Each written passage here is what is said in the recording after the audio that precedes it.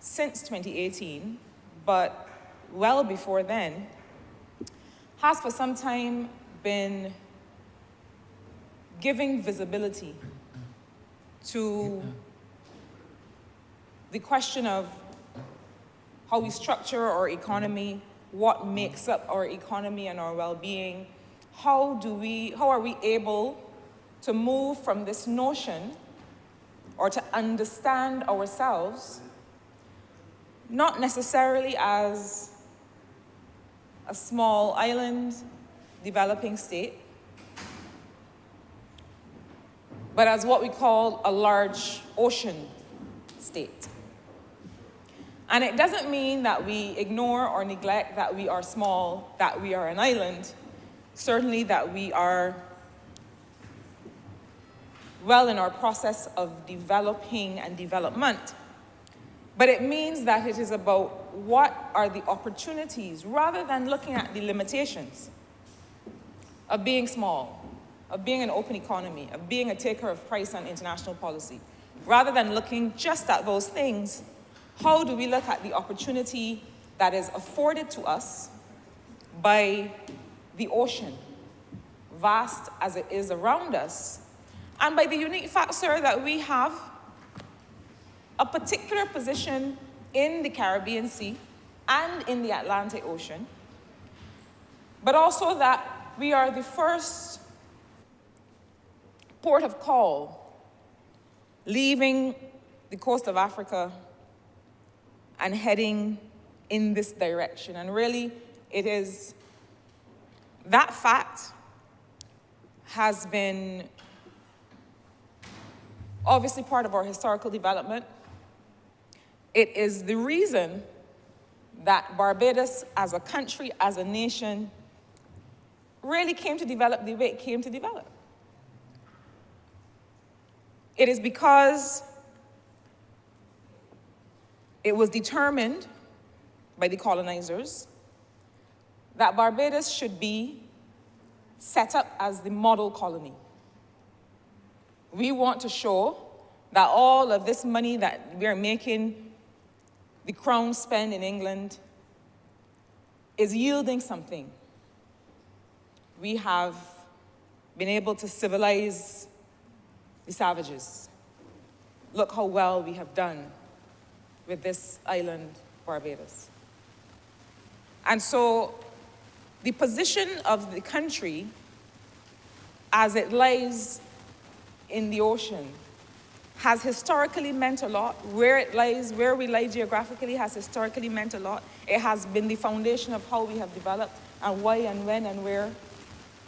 But it is now time to see this positioning as an opportunity. And so we say, look, what is it that the ocean can give us? How is it that in a conversation about sustainable industrial development, which the ministry that I have the honor to help lead is tasked with, where does the ocean sit in that conversation? How are we leveraging that opportunity? And so, sir, I consider that this bill is about order and opportunity. It is about order and opportunity. And I want us to understand that the first is a necessary precursor to the second. Sometimes I'm not sure that we understand that. We consider that we can thrive in the midst of chaos. Some will thrive in the midst of chaos. Survival of the fittest, Lord of the Rings, and all the other stories that we know about. Lord of the Flies, sorry, not the Rings. The Rings is another story. Lord of the Flies and all of these scenarios in which it's about survival of the fittest. But what happens when chaos takes over? The people who are less willing to elbow each other out of the way, to hit one another with a stick in order to get through, those people are the ones who stand not to gain from the opportunity.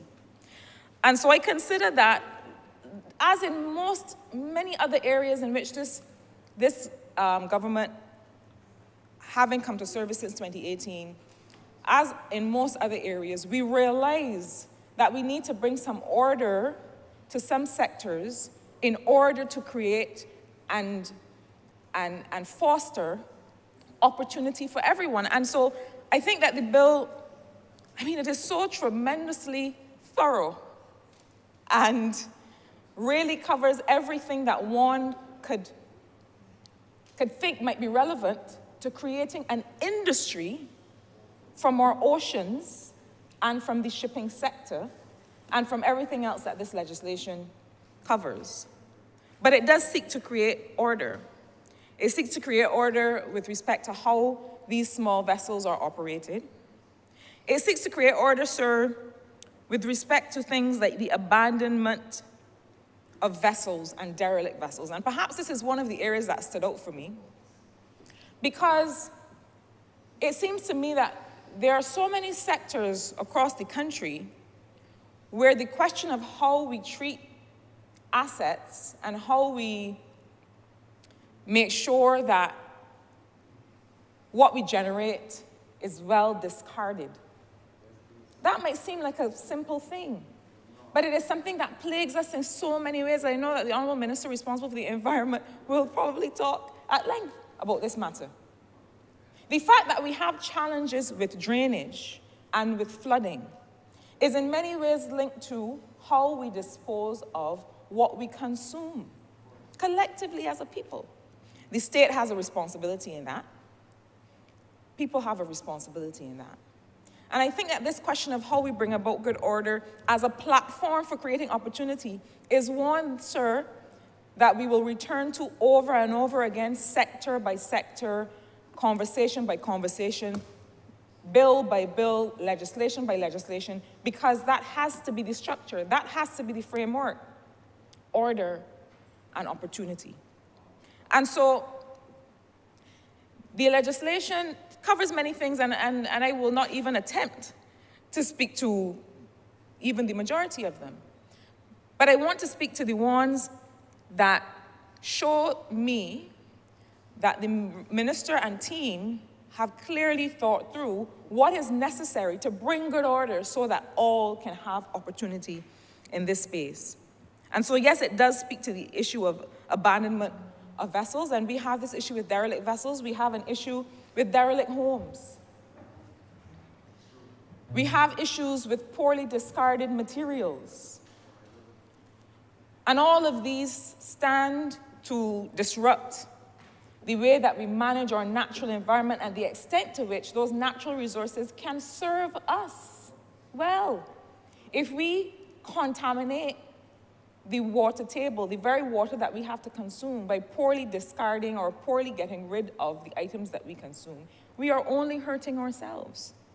And so there needs to be order in order for there to be opportunity. Sir, just before this government came to service in 2018, we sat down and did quite a bit of work on what would we want, based on consultations with the people of Barbados, what is necessary for us to bring about a green, sustainable, green and blue, sustainable industrial transition. That is what the Ministry of Industry is concerned with and is rolling out. And on page 55 of that 2018 manifesto of the Barbados Labour Party, one of the things that we considered was necessary was training in maritime and seafaring skills and other related skills to be able to build out an industry around the ocean. What are the different industries and areas of work and opportunities that can exist as a result of that? And so this legislation, I do not want us to overlook the part of the legislation that speaks quite squarely to exactly that ambition of making sure that we have the necessary training and the training structure to be able to make room for all of these areas of work from which Barbadians stand to benefit.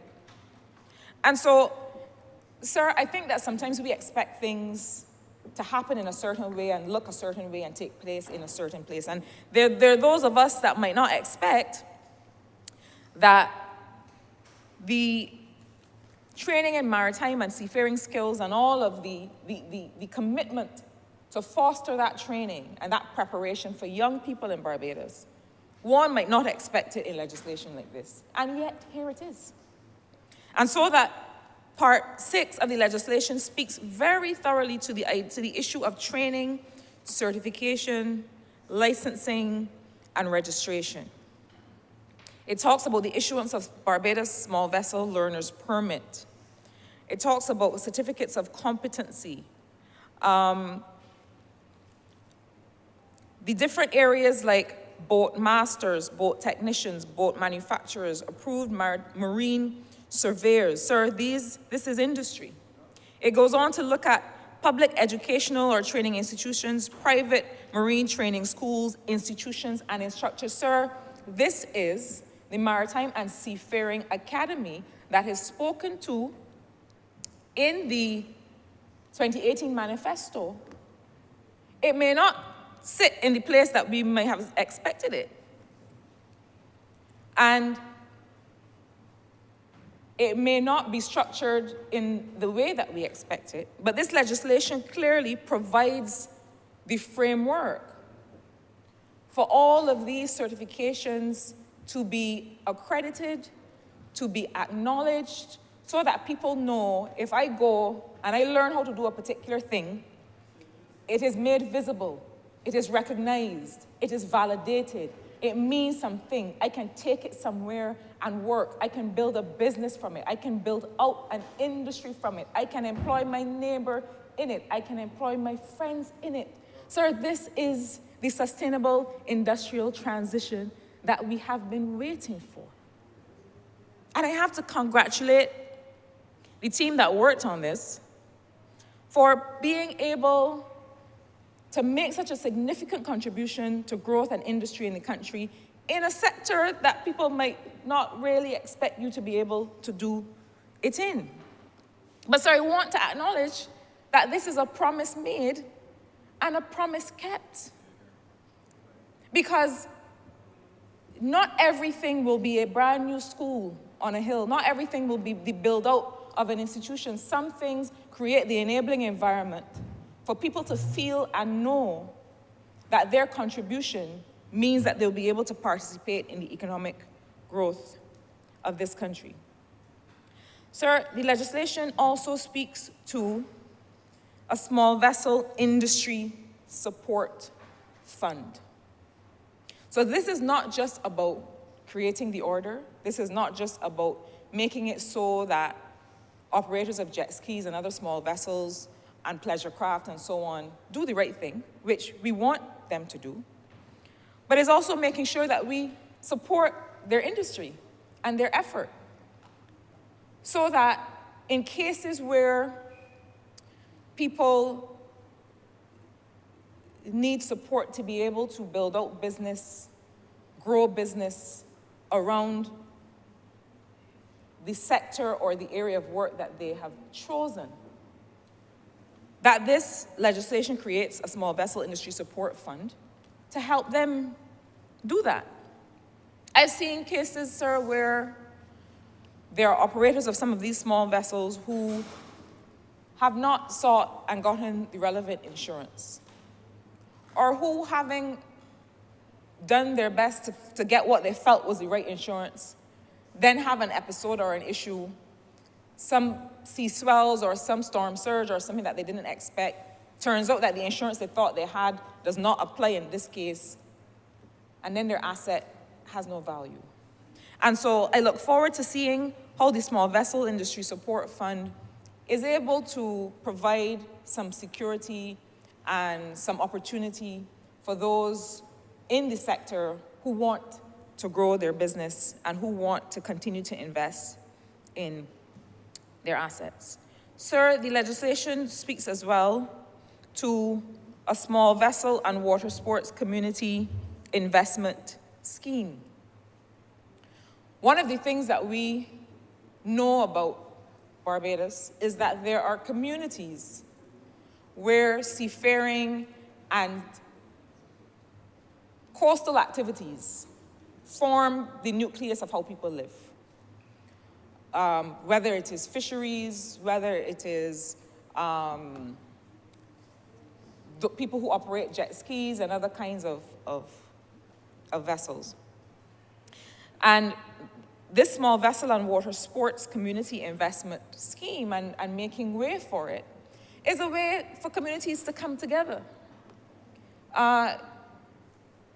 When this government launched the trust loan program, that was very much what was contemplated, that clusters of people, friends, neighbors, and communities would be able to come together, pool their resources, attract other resources, allow Barbadians to invest in something that would bring a return so that in so doing, we can also grow community resilience. And this legislation, sir, allows for that. Sir, the green and blue industrial transition that is intended, that is underway for Barbados is not just a notion. It is not fanciful. It is something that we contemplate in the draft Sustainable Industrial Development Policy, wherein we put in one place, once and for all, the vision and the intent for a new industry, a new industrial pathway for Barbados. Why is that necessary? Sir, because the old ways of doing industry, let me put it in such a basic way, the old manufacturing model, the old way of growing commodities, having bulk commodities and shipping them away for people to then add value and make the real money. That model, which is a part of our history, which part of our history meant that Barbadians were completely disenfranchised from their own productive efforts and capacity, we know that that model does not create well-being. It does not create wealth. It only creates exploitation. We've lived that for centuries, sir. What we now have an opportunity to do is to apply innovation and technology to a new industrial transformation. In fact, sir, it is not something that we are choosing to do. It is the way the world has gone. No longer are we looking to export a bulk commodity and say, here is our cotton, here is our sugar. Have it and create value from it on the backs of our labor. We're done with that model, sir.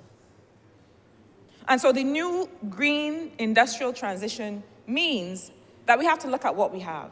We have to look at how we build out marine protected areas so that while we are investing in fisheries, applying technology and digital transformation to the fisheries sector, applying new technology to how vessels are able to move, how vessels are able to themselves integrate new technology. While we do that, we also have to make sure that we're protecting those spaces, because if we don't, it's only so long we will have anything to fish. It's only so long that we will have a coastal area that people want to come and enjoy. And so the management of marine protected areas must be a part of that. The extent to which we are able to invest in the size of the fleet and the nature of the fleet that is engaged in fisheries. The extent to which we are able to bring in marine product processing facilities and operations. Sir, you will have seen the Food Science Center, where BIDC, the Ministry of Industry, has built out a space that allows people to increase their production, to come to scale to suit exports, but not only that, to be able to source inputs that are procured in a central way by BIDC, by Export Barbados, to be able to source those inputs so that it is economical, there are cost savings for them, for these producers, in sourcing those inputs. They're able to enjoy and take advantage of some of the best technology in taking whatever, creating whether it is pepper sauce or whether it is pharmaceuticals and botanicals, being able to have a space where they can start where they are, but where we can help them reach scale. We do that too for marine product processing facilities. So not just items that come from the land, but people who are working on producing things from seaweed and sargassum, sea moss, and so on. And if people have not yet seen or experienced or read about what we are able to start doing at the Food Science Center, I encourage Barbadians to do that. Because here is where there is opportunity. There is literal space and a framework, a pathway to get the inputs that are needed. Because, sir, when we are looking to source materials, we're battling with everybody. Barbados as a small island state is battling with everybody.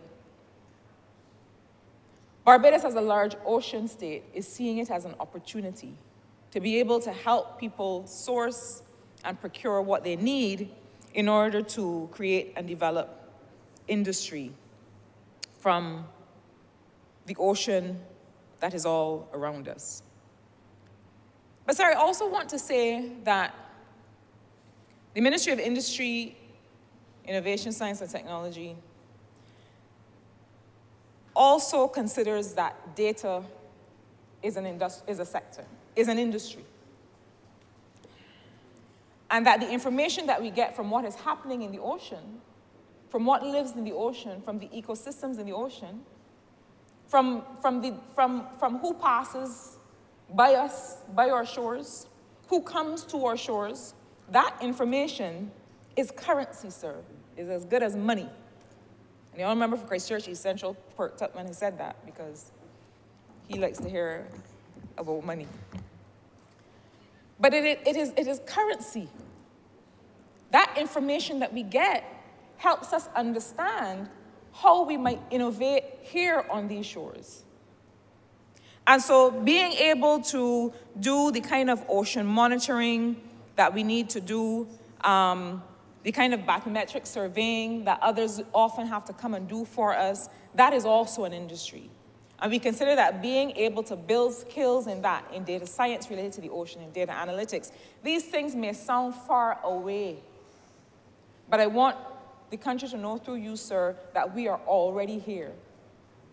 We are already in the future, and time is not waiting for us. And so a lot of the work that you will see emerging from the ministry has to do not just with how we develop the blue industry, but also how we use the information that we're getting from vessels. Once we equip them with that information, how are we using that to build industry out? And to be able to create opportunities for young Barbadians and for those who might come to our shores. So, sir, order and opportunity.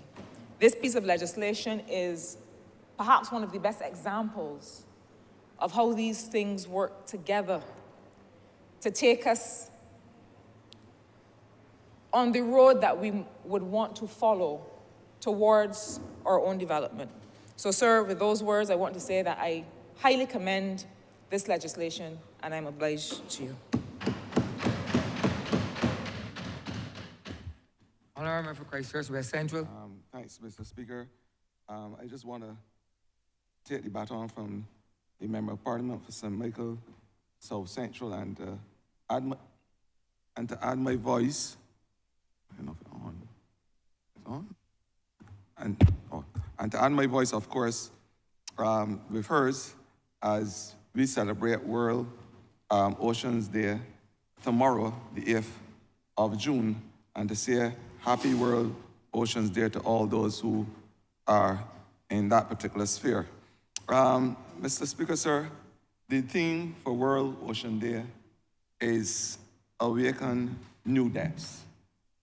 And I think it is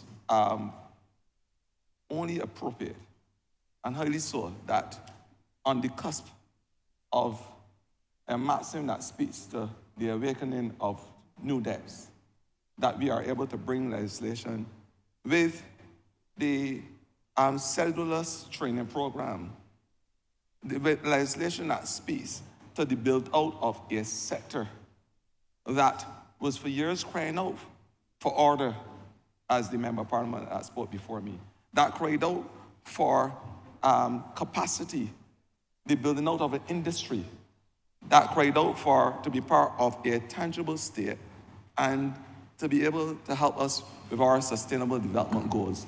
And I want to say that this theme, Awakening of New Depths, is timely, it is appropriate, and it really sets the tone for the type of legislation that was brought to us earlier today in this honorable chamber. Mr. Speaker, sir, we talk about training, and who are we speaking about in this sector? We are talking about the jet ski operators, those in the pleasure cruise industry. Some may be identified as wave runners, the cabin crews and the cruisers, catamarans, of course, and those in the game fishing industry. And I even want to say, Mr. Speaker, sir, it is now one of the biggest industries outside the fishing industry as it relates to having, to be able to generate much foreign exchange. It is a multi-million-dollar industry, I must say, and every year I associate myself with those in the industry so that we can have a profitable industry and activity at the end of that season. Mr. Speaker, sir, my emphasis and my short contribution will be on the environment and the marine environment. What happened in that sphere, Mr. Speaker, as Minister responsible for the blue economy, is something that is integral to the success of our country. It's integral to the success of our world by extension. And I want to say that 2 or so years ago, we started the discussion about debt financial swap, using our interest saved on the debt to build out a marine spatial plan. A plan that would, of course, demarcate the ocean in a special way.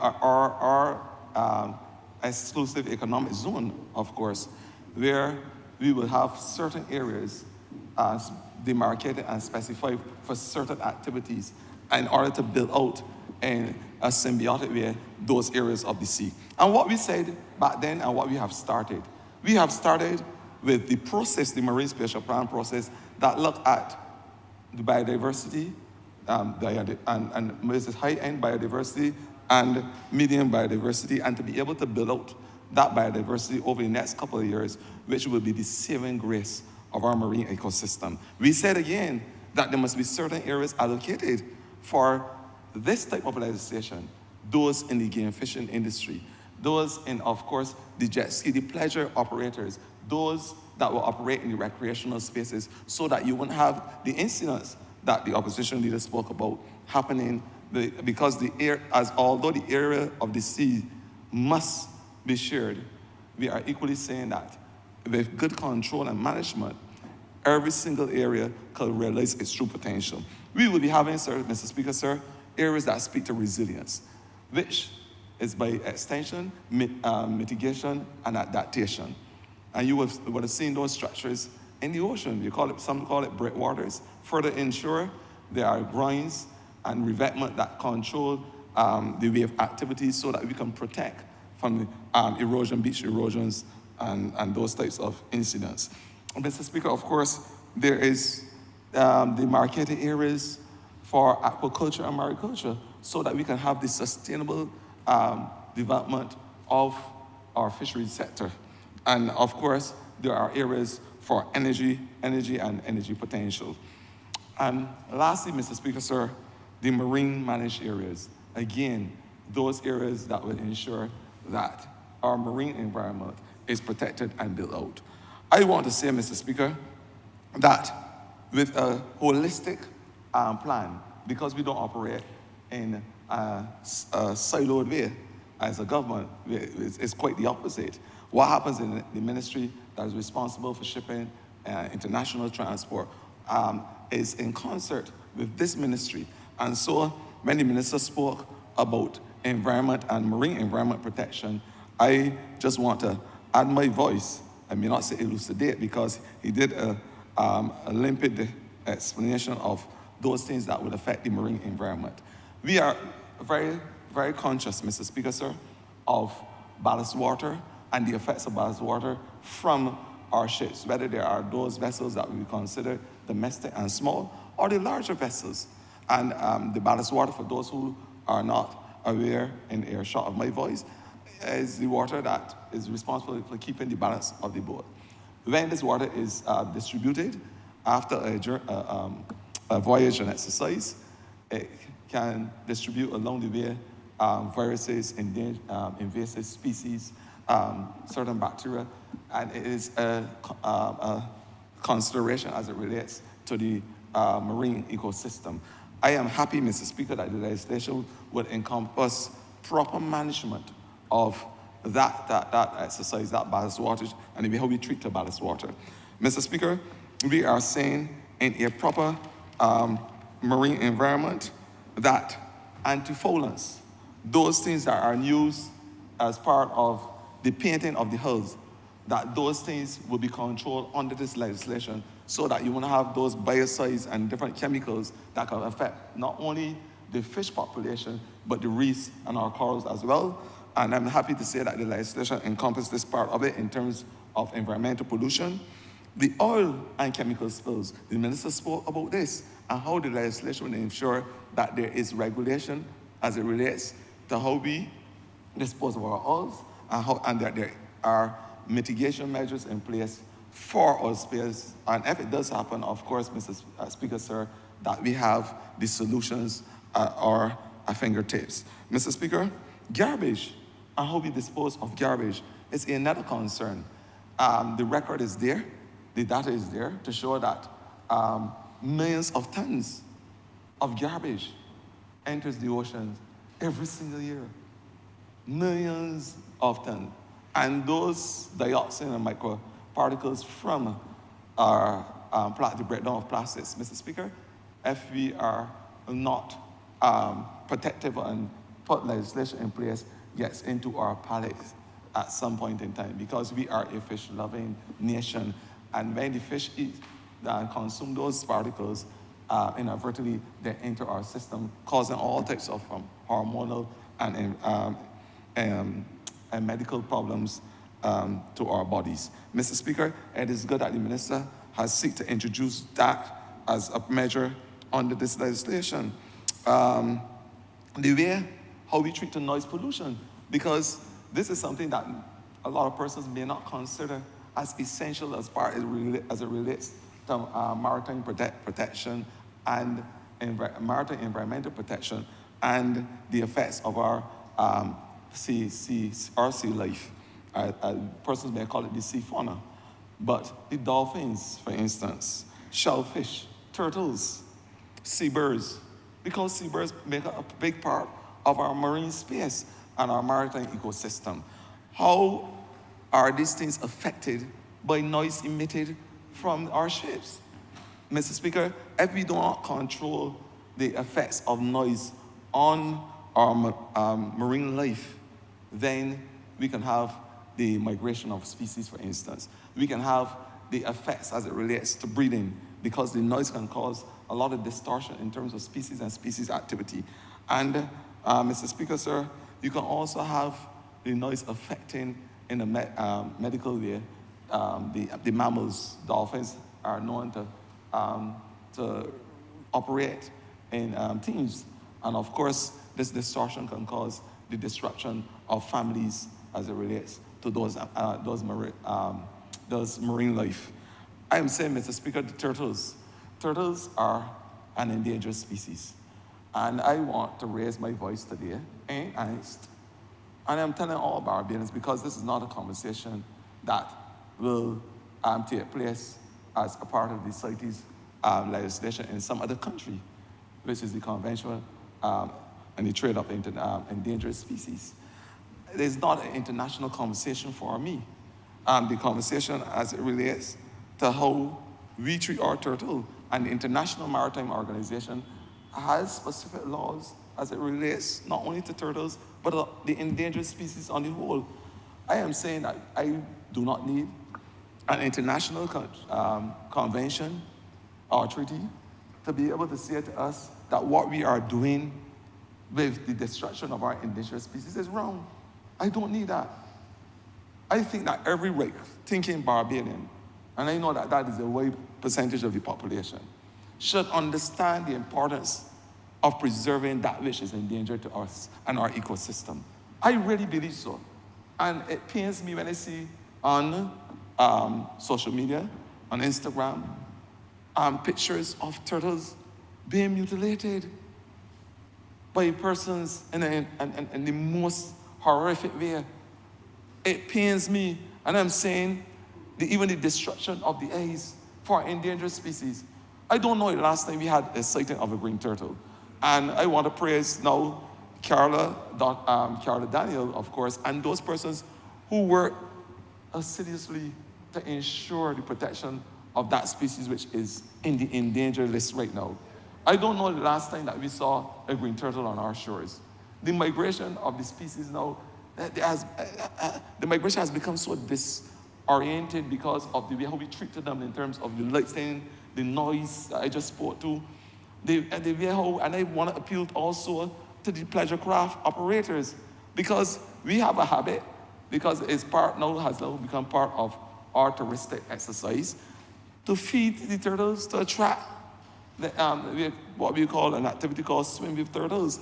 And they attract them by feeding them, and unfortunately, we are feeding the turtles the wrong stuff.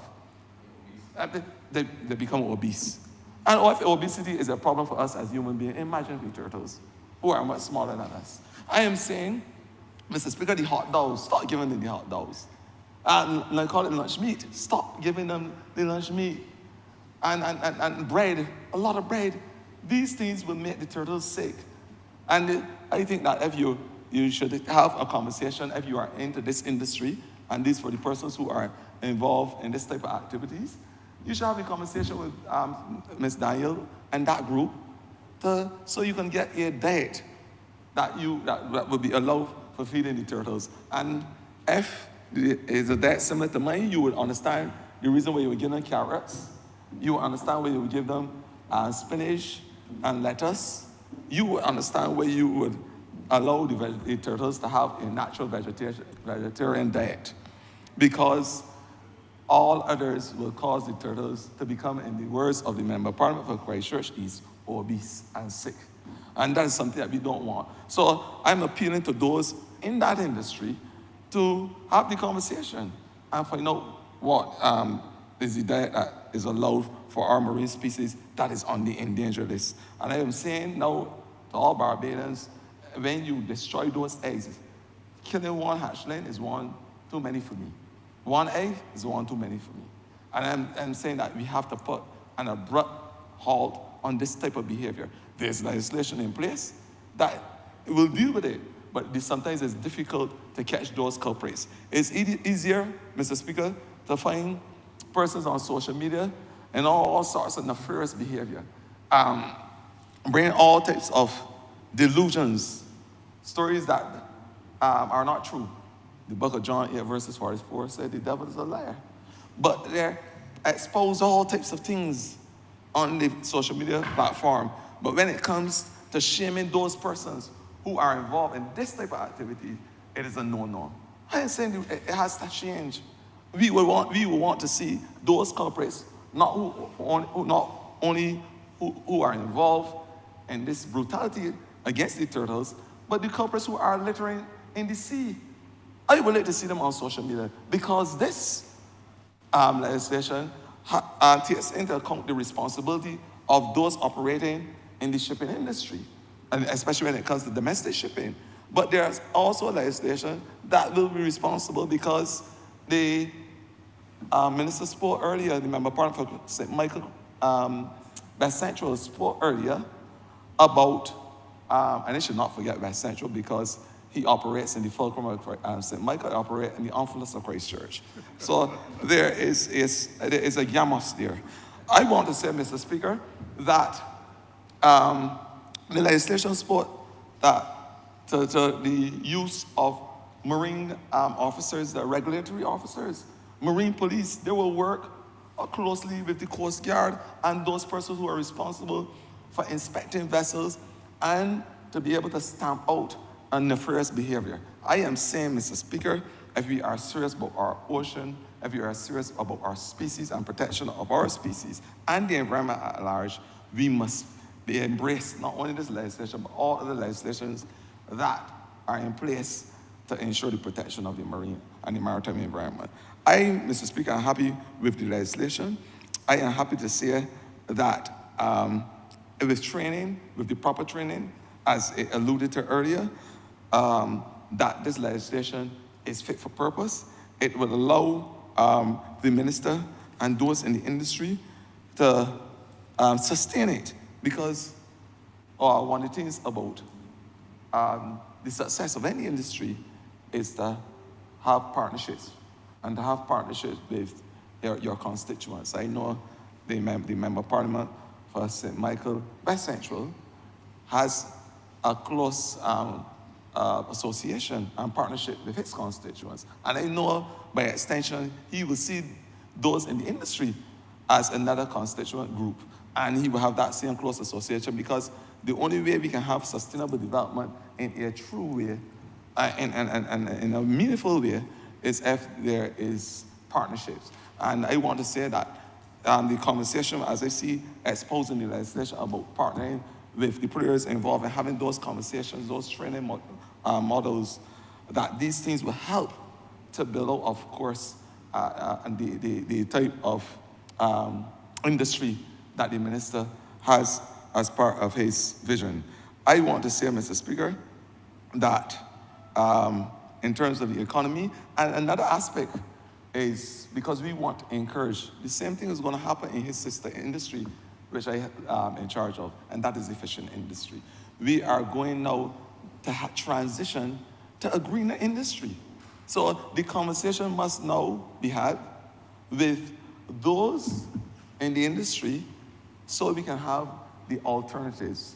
And we know that with the greening of not only the shipping industry, but the greening of the entire industry in Barbados, that we have a 2030 to 35 goal to have a fully green economy.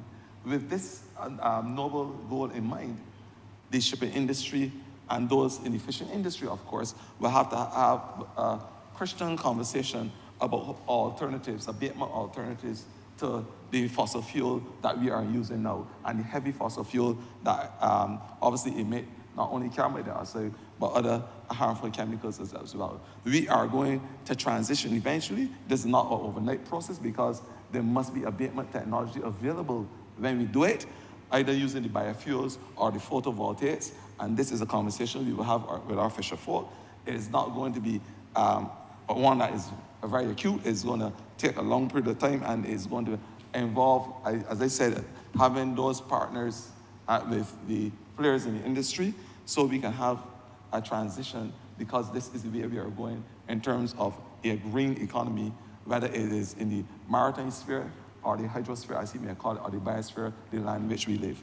It must become part of who we are in terms of moving our country forward and to reduce our carbon dioxide footprint. It is known by research and data that about 3% of the carbon dioxide emitted in the world, that is about 40 or 50 billion tons a year, that about 3% comes from the whole shipping industry. Very small amount, just over 2 billion or so tons, but, Mr. Speaker, it is too much.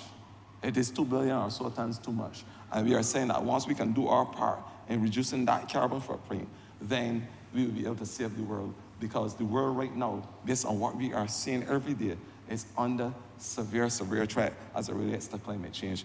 And the Member of Parliament for St. Michael South spoke earlier about sargassums and the threats. We are seeing inundations like we have never seen before. And it is not only a threat to species because sometimes fish and different things get trapped in the sargassum, but it is obviously a threat to those who operate in the same shipping sphere. They was in the recreational industry and those that operate in the fishing industry as a livelihood. And that is why, Mr. Speaker, we work assiduously to remove it from our beaches. And I want to thank those workers today who work by the sweat expenditure to ensure that every time they come in, because unlike what videos, as I said, this social media and AI and all those things can create all sorts of fancy things. As much as persons may be sending around videos showing heavy equipment in other countries being used on the beach, I just expose the fact that the turtle and our animal life and our biodiversity on the beaches must be protected. We cannot, Mr. Speaker, and we will not be putting heavy equipment to destroy our marine life on the beach. I am saying to you, this ministry will not be responsible for killing one turtle or its eggs on the beach. We will do what we have been doing for the last 10 years with the sargassum. We will remove it manually and we will put it in a safe place. We have done some research on it. Both the Eastern Caribbean, which is Barbados, Western Caribbean, which is Belize, and of course, Central Caribbean, Jamaica, on the constituents of seaweed. We have shown that it has certain than higher levels of cadmium, mercury, lead, and arsenic. And by that, Mr. Speaker, I made an appeal last year to farmers. I am thankful that they have acquiesced to that appeal by not removing the sargassum and be using it in the gardens, because inadvertently, we eat the same fruits from the trees. So that was an appeal, and I'm thankful, Mr. Speaker, sir, that work persons were able to accede to that appeal, and I am not having a problem or issue with that concern anymore, Mr. Speaker, and they will continue. Let us in the ministry do that which we are supposed to be doing, using the experts, and I want to thank UNDP for allowing us to access some equipment. As you see in the pictures that was sent out recently, our conveyor belt is being used, and the harvester when the water is ideal to do. And we will be doing what we have to do to get the sargassum in a safe way away from our beaches. Mr. Speaker, I am happy for the legislation. I am thankful to be associated with this type and this piece of legislation that will obviously bring some sustainability to the industry. It will allow those in the domestic space to have a tangible state. It will allow those in the shipping industry to have the registration that has always been a concern for us. It will allow the insurance companies to have faith in those in the industry, because there is no a construct for the domestic shipping industry. I am happy today, Mr. Speaker, sir, and on the cusp of World Ocean Day, I want to say to the minister, a job well done, because you have awakened new depths. Thank you, sir.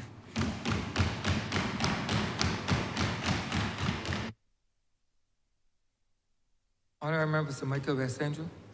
Thank you, Mr. Speaker. Let me also thank all honourable members who would have participated in today's debate. I think it's true to say that the debate heard from those who were experts, like the member who just took his seat, the member for Christchurch West Central, who I did forewarn the Parliament that when he speaks, he would go into matters that he's more of an expert in. I've also like to thank of course, the Leader of the Opposition. He spoke, he supported the bill, and also to indicate, obviously, our thanks to this member for St. Michael South, the member for St. Michael South Central, and of course, the member who just took his seat, the honourable member for Christchurch West Central. Indeed, Mr. Speaker, it has been a full debate in respect of the contributions, and what we have witnessed here today gives us even more confidence in the fact that we have support from both sides of the floor in respect of this bill, the shipping domestic vessels suite of laws. Mr. Speaker, I just wanted to, wouldn't detain the House unduly, but I felt it was necessary to respond to the whole issue of policing at sea. I think Barbadians are well aware that there is a Coast Guard in operation in Barbados for many years. And there's also the Marine Division of the police service. And of course, these agencies work very closely together to ensure that our marine space is protected. But even beyond that, we also have those agencies working together to ensure that when persons operate craft, when they are at sea, that they don't pose any major or serious risks to life and certainly to avoid collisions. I know the Honourable Member for Christchurch South spoke about the 1968, I believe, accident, but we've come a long way in terms of how we've been able to develop our security and obviously safeguarding the coastal areas of Barbados. So I thought I would respond to that. With respect to the, of course, additional staff will be required. I did indicate that when I presented the bill, that you will have some positions that are required once this is enacted. The ministry is working very closely with the Ministry of the Public Service to facilitate this, and we are sure that those additional staff, including, for example, safety officers and inspectors, will certainly be provision made for them, and we will have them to complement the work that we're doing. I must also inform the Honourable Chamber that the ministry has established an implementation committee to operationalize the domestic vessels legislation in preparation for its enactment. And that committee obviously comprises of representatives of the Barbados Defence Force, the Coast Guard Division, of course the Marine Police of the Barbados Police Service, Commerce, and of course officers from within the Ministry of Tourism and International Transport. And of course, until the ministry can perform the enforcement functions, we will obviously continue to work very closely with the Barbados Coast Guard and of course with the Marine Division as we seek, of the police, of course, as we seek to continue that very close working relationship. Enforcement of water sports operations is currently being done by the Barbados Coast Guard and Marine Police, as I indicated, on behalf of the ministry. I also want to make the point with respect to what we are about to be involved in respect of the suite of legislative arrangements that we have to bring to this House. You recall, Mr. Speaker, that I indicated that we brought the facilitation of maritime traffic bill to this Parliament. It was enacted, I believe, on the 24th of February. That is still with us. And to come, Mr. Speaker, as we continue to build out and modernize our maritime laws, we are going to be bringing very shortly to the Honourable House of Assembly the Marine Insurance Industry Act. That bill will come here, as well as the merchant shipping suite of legislation that is urgently required. The CFIRS suite of laws will also be coming to this chamber. In addition, we are going to be bringing the Seaport Industry Management Operations and Development Bill as well. So I just thought I will alert the Honourable Chamber that these are bills to come, and that the officers within the ministry, they're working very diligently in terms of engaging the work that so urgently requires to be done. Of course, as a country, of course, since international transport is twinned with tourism, it is important that we recognize the contribution, as I indicated earlier, of the economic value and economic contribution to Barbados of this ministry, and therefore we cannot have one sector of the economy going in one direction, another sector going in the opposite. And therefore, we are harnessing the laws. We're doing what we have to do, because we understand that if we do not preserve the marine environment, we'll be faced with a lot of trouble down the road, and we don't wish to have that. Maritime safety and security, as I indicated in my opening remarks, is one of the facets that the IMO would hold dearly to their heart in respect of how we operationalize our activities in a very safe, secure manner, and that obviously will not allow us to in any way compromise the safety and security, and certainly to ensure that we are at all times compliant with the IMO standards. And that is what we're doing here with a series of bills to come to this House as we facilitate all the work that will be done by the Honourable Member for St. Michael's South, who, when he served as Minister responsible for the blue economy, would have made all the preparatory work as we come forward. The other issue, Mr. Speaker, and I would like to repeat it for the benefit of all, the shipping domestic vessels, bill does not apply to fishing vessels. I want to repeat myself on this because it has to be clearly understood. The fishing vessels will have their own suite of laws relating to the sustainable fisheries management and development legislation when the minister, the honourable member for Christchurch West Central, when he introduces that into Parliament. I want to also remind the Chamber that we also have to bring the regulations will come. I did indicate that we have 7 subsidiary elements of the legislation to complete, including the small commercial vessels regulations, the pleasure vessels, the marine facilities, the moorings, the farms, the fees, and water sports that we have to bring. So, Mr. Speaker, I don't think it's necessary for me to go on and on. When I was closing off, when I started the second reading of the bill, I forget to, and the Honourable Member for Christchurch South did say it was a slip, to recognize the work of the Director of Maritime Affairs. I did ask her permission to call names, Ms. Najda King. She's not here with us today, she's on leave, and she couldn't be here, and she very much misses the opportunity to be here. Of course, she continues to give proper guidance to the ministry in respect of maritime affairs. And as I indicated then, it is a highly specialized area, and obviously her training along with the Chief Technical Officer and others within the ministry do help us to take the legislation to the next level. So Barbadians certainly can be assured that within the ministry we have a core competent team, a team that understands the functioning of not only IMO standards, but what is required within the Barbadian context.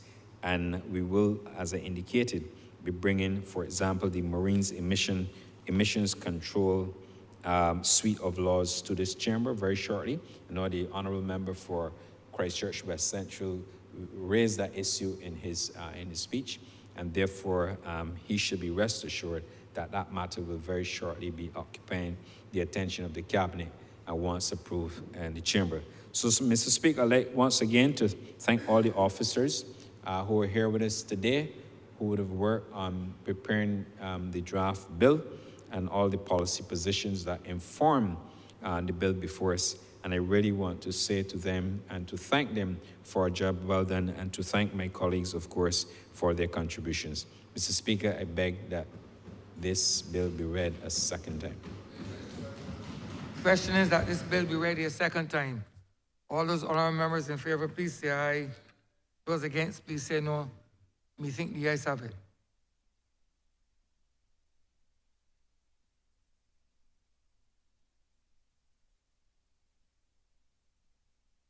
Mr. Speaker, I do now ask that you leave the chair and that the House resolves itself into the committee.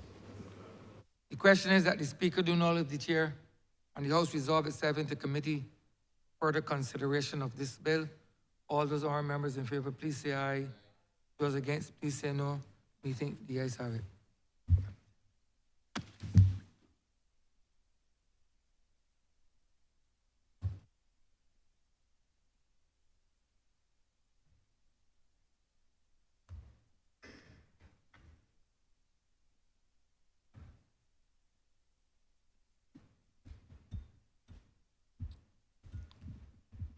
This Honourable House is now in committee.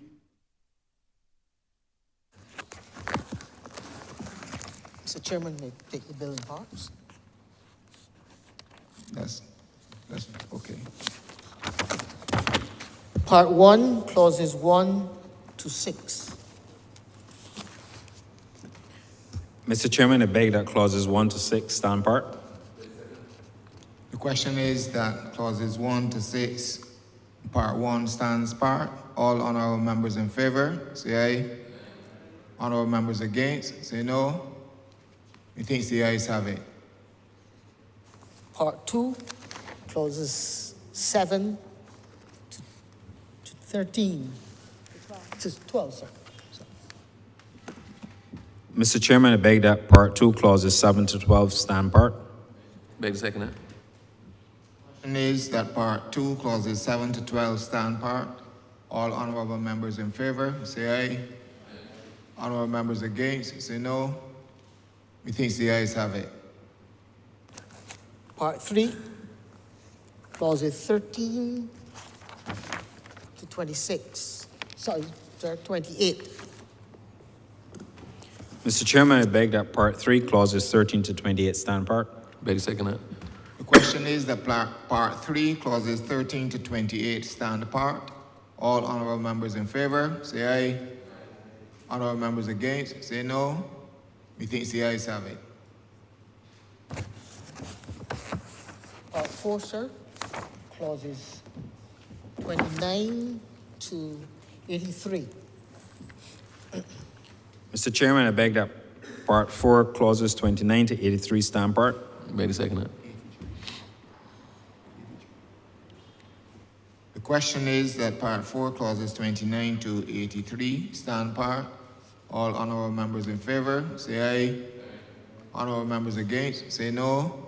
Methinks the ayes have it.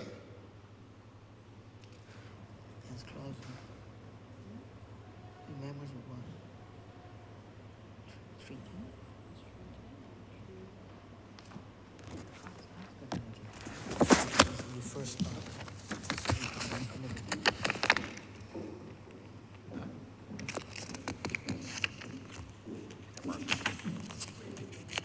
At 15, 302 and 310. And 310 part 15.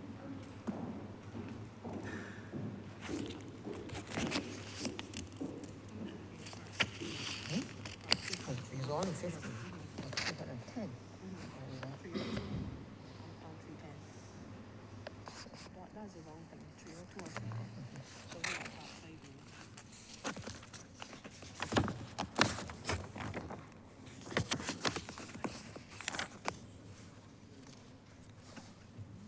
Part 5, sir. Clauses 84 to 114. Mr. Chairman, I beg that part 5, clauses 84 to 114 stand part. Beg to second. The question is that part 5, clauses 84 to 114 stand part. All honourable members in favour, say aye. Honourable members against, say no. Methinks the ayes have it. Part 6, clauses 115 to 164. Mr. Chairman, I beg that part 6, clauses 115 to 164 stand part. Beg to second. The question is that part 6, clauses 115 to 164 stand part. All honourable members in favour, say aye. Honourable members against, say no. Methinks the ayes have it. Part 7, clauses 165 to 177. Mr. Chairman, I beg that part 7, clauses 165 to 177 stand part. The question is part 7, clauses 165 to 177 stand part. All honourable members in favour, say aye. Honourable members against, say no. Methinks the ayes have it. Part 8, clauses 178 to 191. Mr. Chairman, I beg that Part 8, clauses 178 to 191 stand part. Beg second. The question is that Part A, clauses 178 to 191 stand part. All honorable members in favor, say aye. Honorable members against, say no. Methinks the ayes have it. Part 9, clauses 192 to 201. Mr. Chairman, I beg that Part 9, clauses 192 to 201 stand part. Beg second. The question is that Part 9, clauses 192 to 201 stand part. All honorable members in favor, say aye. Clauses 202 to 214. Mr. Chairman, I beg that Part 10, clauses 202 to 214 stand part. Beg second. The question is that Part 10, clauses 202 to 214 stand part. All honorable members in favor, say aye. Honorable members against, you say no. Methinks the ayes have it. Part 11, clauses 215 to 246. Mr. Chairman, I beg that Part 11, clauses 215 to 246 stand part. Beg second. The question is that Part 11, clauses 215 to 246 stand part. All honorable members in favor, please say aye. Honorable members against, say no. Methinks the ayes have it. Part 12, clauses 247 to 259. Mr. Chairman, I beg that Part 12, clauses 247 to 259 stand part. Beg second. The question is that Part 12, clauses 247 to 259 stand part. All honorable members in favor, please say aye. Honorable members in favor, please say aye. Aye. Honorable members against, please say no. Methinks the ayes have it. Part 13, clauses 260 to 279. Mr. Chairman, I beg that Part 16, clauses 260 to 279 stand part. Beg second it. The question is that Part 16, Part 15, clauses 260 to 279 stand part. Part 13, sorry. The question is that Part 13, clauses 260 to 279 stand part. All honorable members in favor, we say aye. Honorable members against, we say no. Methinks the ayes have it. Part 14, clauses 280 to 293. Mr. Chairman, I beg that Part 14, clauses 280 to 293 stand part. Beg second. The question is that Part 14, clauses 280 to 293 stand part. All honorable members in favor, we say aye. Honorable members against, we say no. Methinks the ayes have it.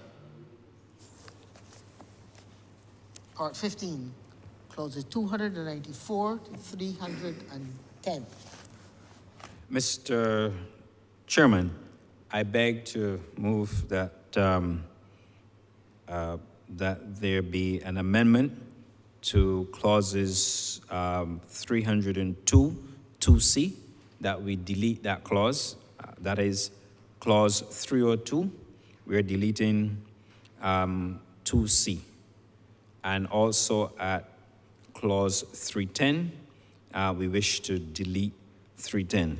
So I beg to move that clauses 294 to 310 as amended and stand part. Beg second it. The question is that Part 15, clauses 204 to 310 as amended stand part. All honorable members in favor, say aye. Honorable members against, we say no. Methinks the ayes have it. The first schedule. Mr. Chairman, I beg to move that the first schedule be the schedule to the bill. The question is that the first schedule will be the first schedule of the bill. All honorable members in favor, say aye. Honorable members against, you say no. Methinks the ayes have it. Second schedule. Mr. Chairman, I beg that the second schedule be the schedule to the bill. The question is that the second schedule be the second schedule to the bill. All honorable members in favor, say aye. Honorable members against, say no. Methinks the ayes have it. Third schedule. Mr. Chairman, I beg that the third schedule be the schedule to the bill. The question is that the third schedule be the third schedule to the bill. All honorable members in favor, please say aye. Honorable members against, say no. Methinks the ayes have it. Mr. Chairman, I do now beg that you report to His Honor the Speaker the passing of one bill in committee as amended. Beg second. The question is that I do not report to His Honor the Speaker the passing of one bill as amended in committee. All honorable members in favor, say aye. Honorable members against, say no. Methinks the ayes have it.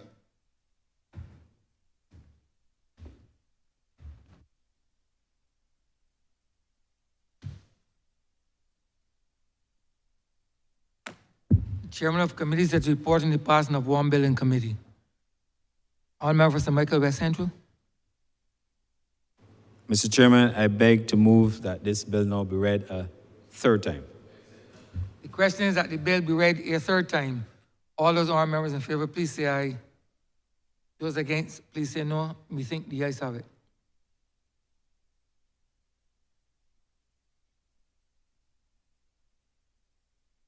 Mr. Speaker, I do now beg, Mr. Speaker, I do ask that the bill be now passed and be so cited as the Shipping Domestic Vessels Act. Right. Shipping Domestic Vessels Act. Yeah.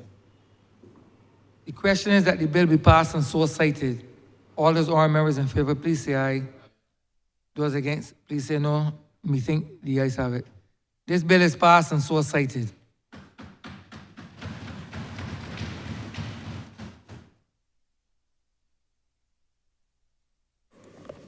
Speaker, I'd like to commit to papers. Honorable member for Christchurch East.